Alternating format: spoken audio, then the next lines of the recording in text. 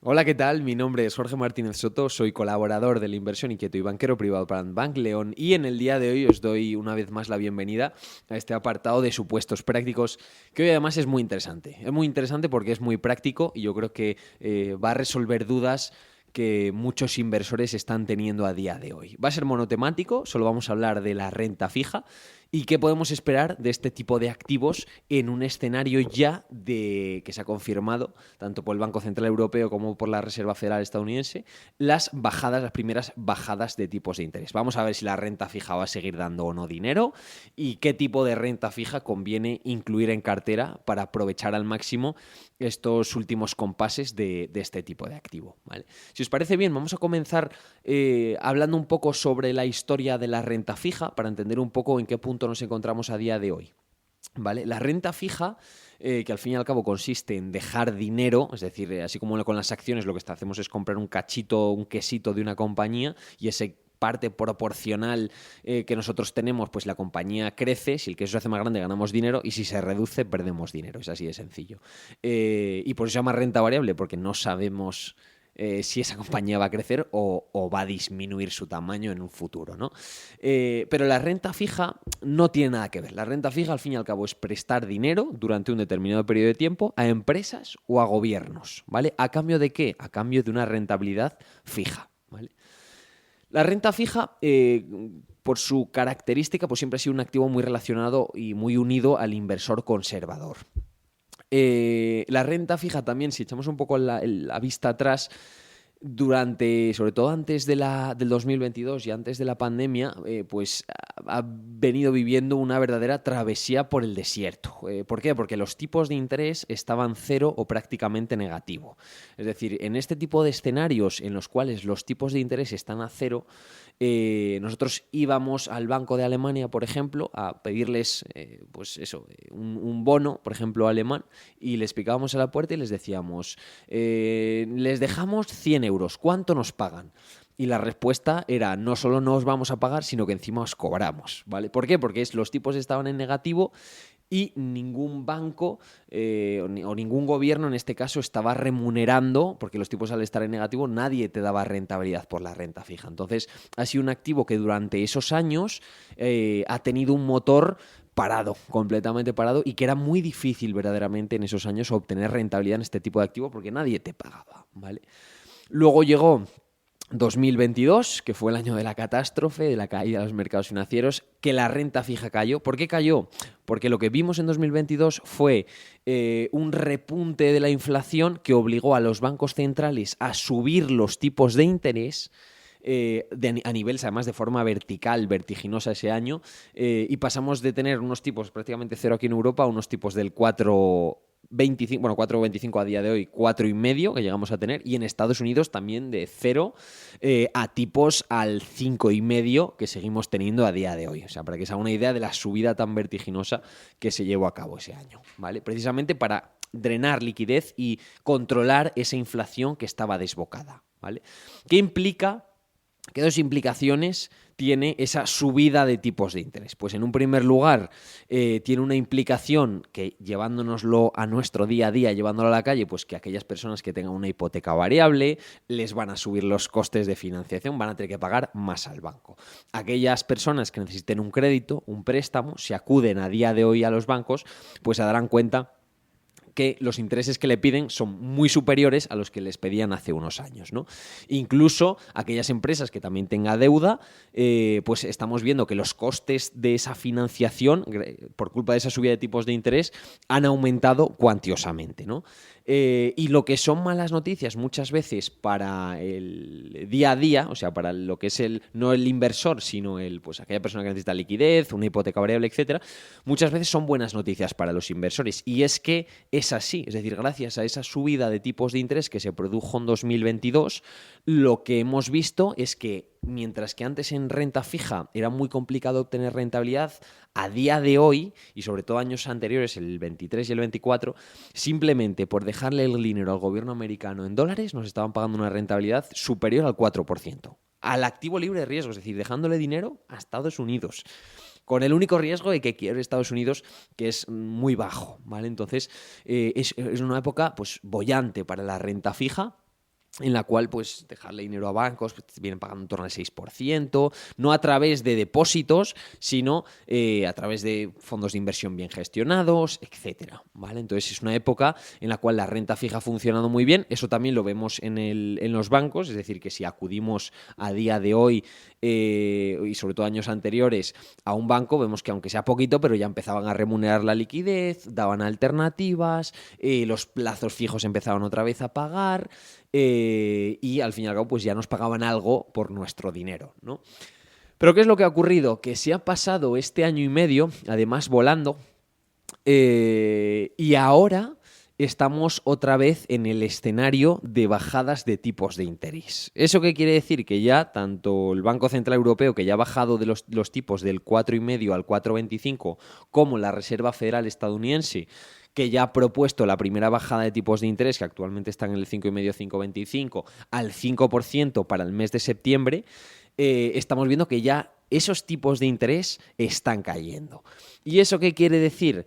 Pues que a priori lo que nos dice es que la rentabilidad de la renta fija puede caer, porque si los tipos caen, la rentabilidad que nos están pagando en el banco o a través de un fondo de inversión, a priori lo que nos dice el cuerpo es que puede caer, ¿vale? Y precisamente para responder a esa pregunta hemos creado este podcast, ¿no? Para diferenciar entre dos tipos de renta fija, ¿vale? Porque la renta fija tiene muchísimas variantes, pero sobre todo nos vamos a centrar solo en un tema fundamental, que es la duración de la renta fija y el tipo de renta fija que tenemos nosotros a día de hoy en cartera, ¿vale? O tienen ustedes en cartera. Renta fija se divide en dos tipos: a corto plazo y a largo plazo. Luego también puede haber a medio, pero vamos a partir de esa situación, ¿no? De corto plazo y largo plazo. ¿Qué se conoce comúnmente como renta fija a corto plazo? Pues es prestar dinero en periodos inferiores a un año. Es decir, nosotros, un ejemplo muy claro, por ejemplo, sería un depósito. Un depósito a través del cual nosotros dejamos dinero un año, pum, nos pagan los intereses al cabo del año, y luego a la hora de reinvertirlo, pues otra vez se revisa ese tipo de interés. O también podemos comprar pagarés, letras del tesoro, que venzan antes, sobre todo el tema de los pagarés, que vencen antes, y lo que hacemos ahí pues es dejar dinero a corto plazo.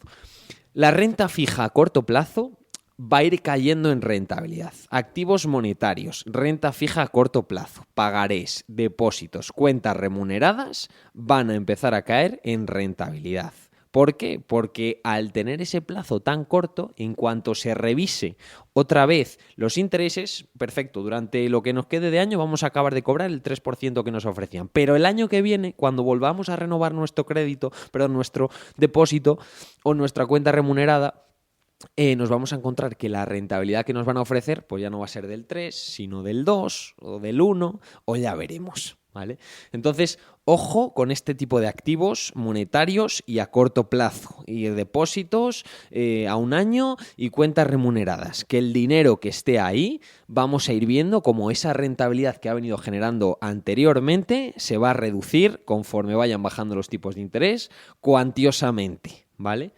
Mientras que el otro tipo de renta fija, que es el renta fija con duración más larga, pues nosotros a la hora de comprar renta fija, pues lo podemos comprar un año, pero podemos comprar también a 3 años. Eso, es decir, comprar con duraciones más largas, ¿qué es lo que nos va a permitir?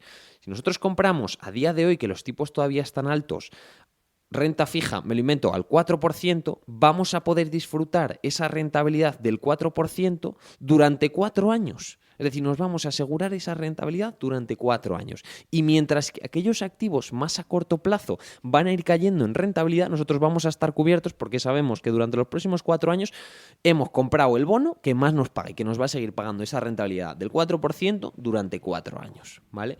Entonces, todas estas noticias que vemos, que muchas veces nos preocupan, va a caer la renta fija. Primero hay que ver el tipo de renta fija que tenemos. Si es renta fija a corto plazo o si es renta fija a largo plazo. Si es renta fija a corto plazo, ya se lo anticipo, que al igual, o renta fija incluso referenciada al Euribor, va a ir cayendo, porque es que el Euribor, de hecho, ya ha estado cayendo, que tocó máximos en octubre del 23, que llegó a estar al 4,16, y ese Euribor ya ha ido cayendo hasta niveles actuales del 3,053. Es que ha caído casi un punto porcentual con respecto a octubre del año pasado, y seguirá cayendo. Lo mismo que le ocurrirá a todos estos activos de renta fija a corto plazo. Eso es pan para hoy y hambre para mañana, ¿vale? Es decir, no es, desde nuestro punto de vista, ni mucho menos la mejor alternativa. El que se quede en este tipo de productos tiene que ser consciente que está perdiendo una oportunidad única. ¿Por qué? Porque mientras ahora todavía los tipos son altos y podemos comprar y podemos alargar duraciones y podemos asegurarnos esa rentabilidad del 4% durante los próximos años, lo que no tiene sentido es conformarnos con el 2% o 3% que nos están dando hoy y el año que viene ya veremos. No, eso es un error grave. ¿Por qué?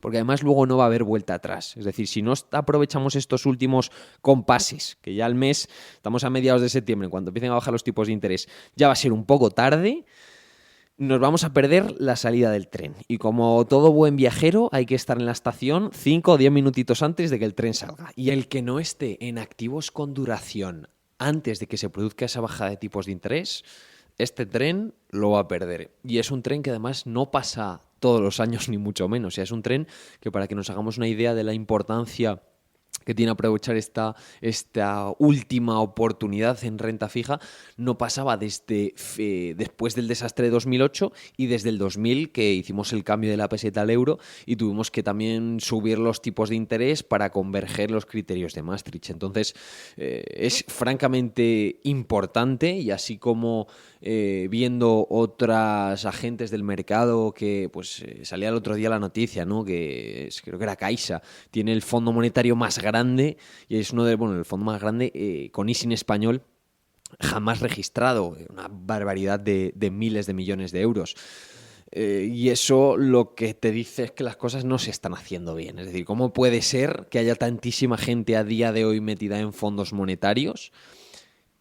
Que al fin y al cabo nosotros y la gente debería utilizarlo pues para el corto plazo, las necesidades que tenga a corto plazo, pero dinero que de verdad no necesitemos de cara a los próximos años, con una rentabilidad en renta fija, como hemos visto estos años, cercana al 12%, ¿tiene sentido conformarse con un 3% y estando a escasos meses de las bajadas de tipos de interés, que sabemos que la renta fija y los monetarios caen? ¿Tiene sentido seguir en este tipo de productos? La respuesta es clara, y es que no. O sea, no tiene sentido a día de hoy seguir en este tipo de productos, ¿vale? Sino que hay que ir progresivamente alargando la duración. Entonces, espero haberles resuelto esta duda. No se ha acabado la fiesta para la renta fija, sí para la renta fija de corto plazo, y ahora lo que deberíamos hacer es reflexionar y ver en qué parte queremos estar. Es decir, si queremos subirnos a este último tren o preferimos perderlo. Así que eso es lo que tenía que contaros por mi parte. Espero que les sirva de utilidad y nada, nos vemos en el próximo podcast. Un abrazo muy fuerte.